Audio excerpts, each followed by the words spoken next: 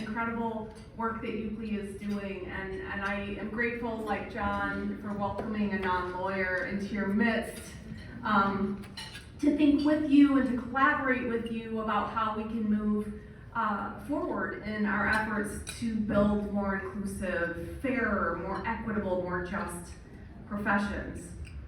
For me, and I think we heard this from the previous speakers, mentoring is how we show up for each other.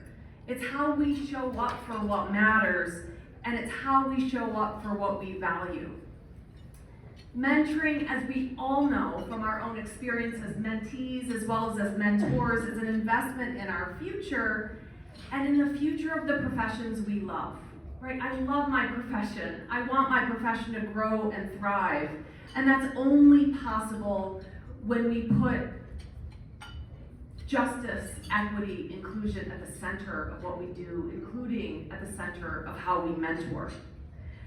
It won't surprise any of you here to learn that my work provides overwhelming evidence that inclusion strengthens our organizations and our professions. The evidence is clear whether our lawmakers want to pay attention to it or not. As we all know, the vital work that we do collaboratively, the vital work of UCLI is under sustained attack. Just since last year, 81 laws have been introduced in 28 states that seek to explicitly undermine DEI efforts. 9 have been signed into law in Florida, Texas, North Carolina, North Dakota, Tennessee, of course Utah, and only this week Alabama. Like many of you, I'm angry about this backlash, because I know in my core that closing doors and removing resources will never move us closer to our shared vision of equity and justice. But I also know that beyond my anger, there is determination and even hope. Because history teaches us that backlash is an inevitable piece of progress. Throughout our history, whenever there has been moments of triumph, those moments have always been followed by sustained backlash. And that's where we are now. Backlash is what happens when powerful groups are afraid. Backlash is rooted fundamentally in fear, and fear never wins. So today, in thinking about mentorship, I'd like to encourage us to think together about this moment as an opportunity to rethink how we do equity and inclusion. If you've heard me speak before, you've heard that I have serious concerns about some of the conventional ways we have practiced DEI in our organizations. This is a moment to reinvent some of those, right? To collaboratively and creatively rethink what we're doing when we're working toward inclusion and justice and equity and diversity. This is an opportunity to bring more urgency to our work. And it's an opportunity to bring our creativity and our commitment to meet this moment head on. And these are the possibilities that energize me and that I hope will energize you too. So I'd like to think aloud with you today about ways we might creatively and collaboratively sustain the progress that we have made through mentorship.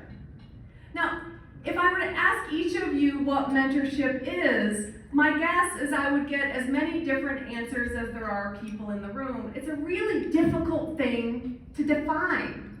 We all have a sense that it's important. We've all benefited from it. We have a commitment, for those of us who are more senior in our careers, to enact it, right? But for some of us, it's having a coffee every 6 months or a year, whereas for others, it's a lifelong relationship. Right? And we know it's important. We know it has something to do with building relationships, connecting with others in a meaningful way, providing support. But our kind of fuzzy concept of what it is contributes to a pretty mixed record in terms of its empirical impact on changing or transforming our organizations or our professions. Why is that? Why is that the case? Well, oftentimes mentoring is informal.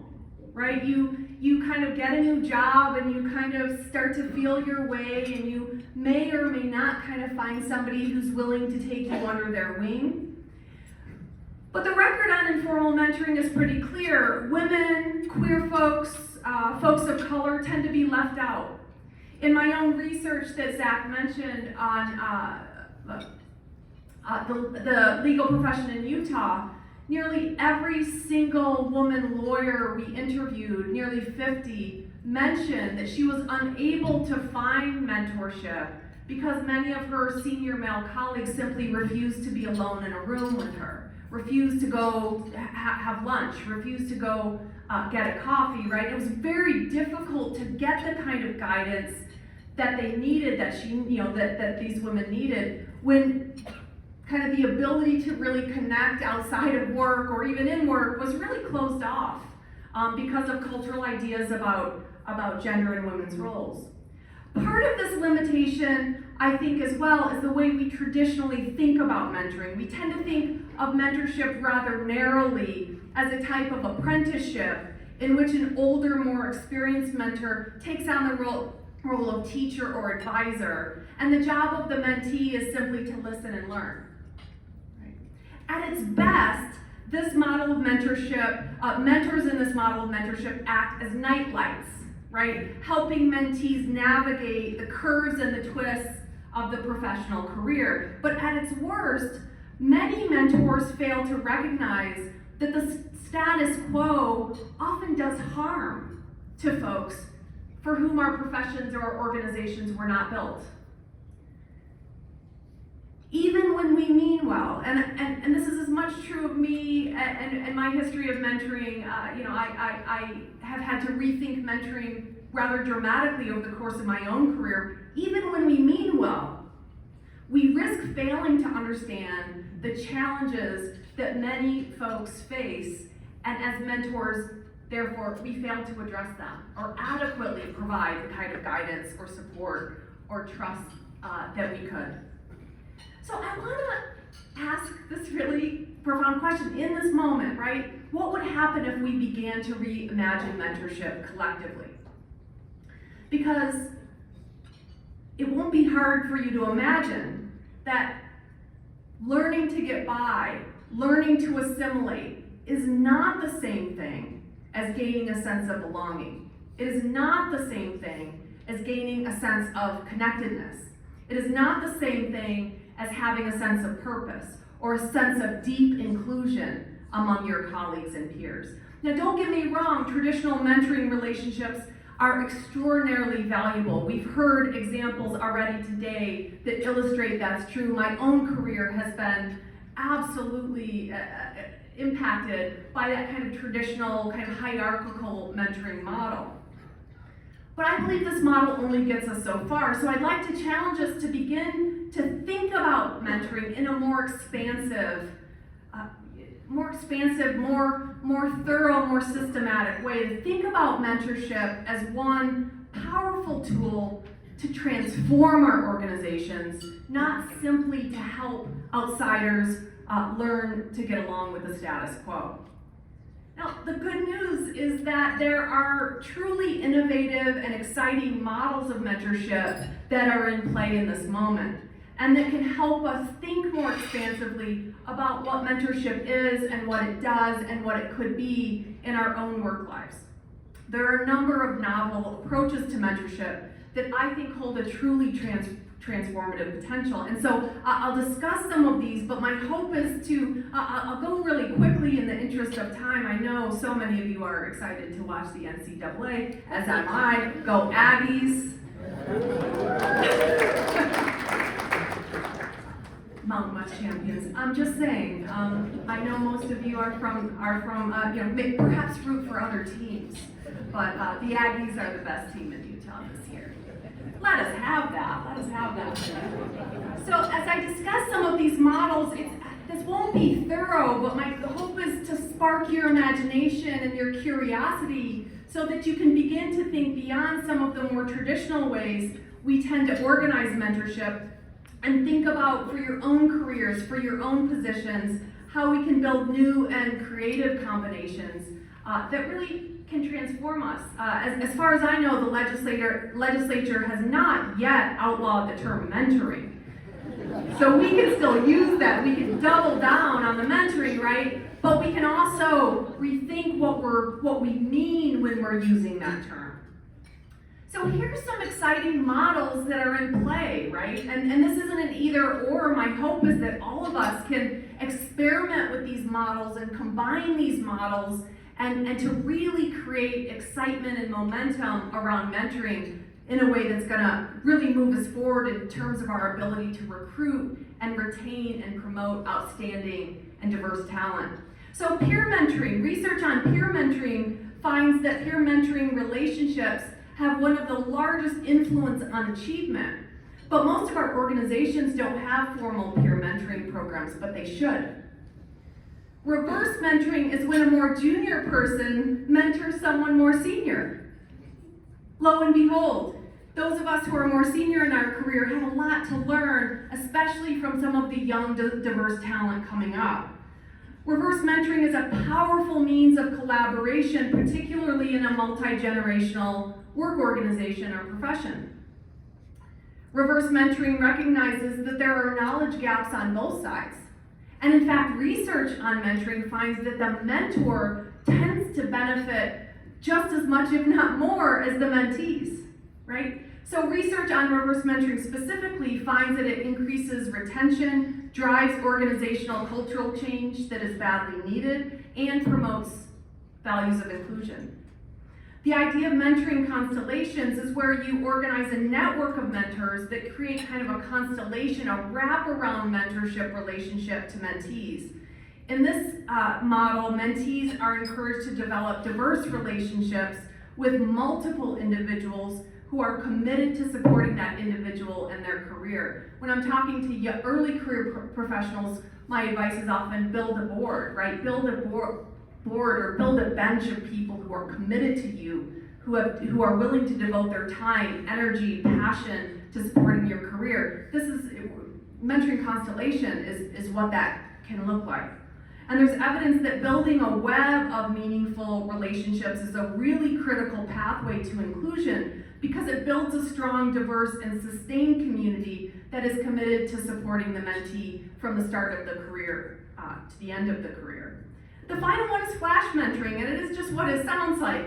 Brief but really focused mentoring relationships that offer on-demand support and guidance and can provide immediate assistance, advice, and support regarding a specific challenge. This is particularly important for mentees to know they can raise controversial issues about a lack of inclusion, issues about barriers that they may have within the workplace. Flash mentoring can be a really powerful means for identifying those problems before you lose the talent, right? To giving folks a really solid grounding and a range of people they can go to, even for just a specific one-time concern. And there's evidence that this model of mentoring builds solidarity across the organization because it promotes the idea that we're all in this together, that we're all here to support each other all the time, right? Whether it be a one-time thing or a more sustained or prolonged relationship. And research finds that this can foster really a cultural support across and between levels of the organizational hierarchy. Now, as I mentioned, these models aren't either or. We need creative and experimental approaches to meet the moment. We need mentoring models that are flexible and connective and nourishing and transformative.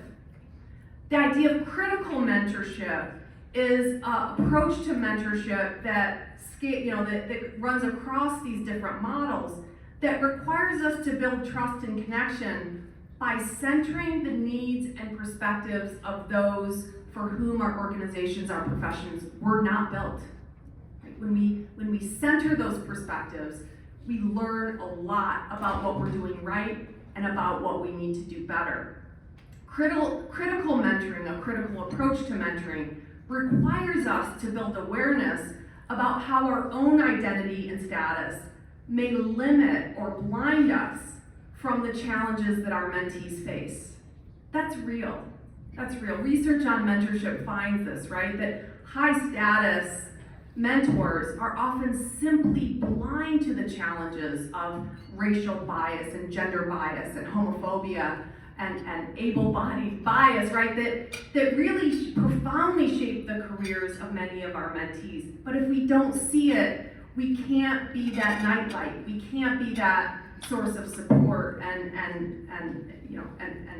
that facilitates flourishing of everybody. So when we bring a critical and intentional approach to mentoring, we have to ask ourselves different questions. We're no longer simply asking, what does my mentee need to get by? What do they need to know to simply insert themselves into the status quo? Instead, we begin to ask questions like, how can we, what if we recognized collectively that we all need mentoring, that we all have a lot of work to do in order for everybody to feel a sense of belonging such that they can do their best work. Instead of asking how we can support assimilation, what if we ask questions like, what if we use mentoring as a tool to approach how things are done in our organization, right? What if we use mentoring as a means for better understanding the practices, the everyday practices, the social practices, the practices around recruitment and hiring, the practices around retention or lack thereof? What if mentoring meant that we were all accountable for figuring out what we're doing that does harm, that doesn't work, that creates barriers? What if mentoring required all of us to evaluate our organization's norms, values, and expectations to ensure that they advance our shared goals of fostering diverse talent? What could mentoring be? So I'll conclude by noting once again that we're truly at an inflection point. Our effort to foster inclusion and fairness in our careers, in our organizations, and our professions is under attack. I have, as a professor in higher education, I have a front row seat to what this looks like. When I look out at my students' faces and see the fear and the anxiety about wondering whether there's going to be a place for them at my university after July 1st. And I believe to my core that critical and intentional mentoring can be a powerful path forward for all of us. I'd like to challenge us to think how we can all start today to build relationships of trust where we can continue the really messy work of ensuring that talent rises and thrives. The history of backlash teaches us that the journey toward justice always continues, even against seemingly insurmountable odds. And this history can give us strength and resolve in the current moment. I believe it's time to link arms. I think UCLI is just a beautiful organization that can facilitate this kind of collaboration and creative thinking, solidarity, which I think we all need right now. This is the time to remind each other again and again what matters, why we do this work, what our shared goals are. This is the time to be inventive and reflexive and really, really fierce. This is the time to keep the faith, and we can only do that collectively and in community, including in communities like this. So thank you so much for your support of the critical and transformational work that UCLI does. Thank you so much.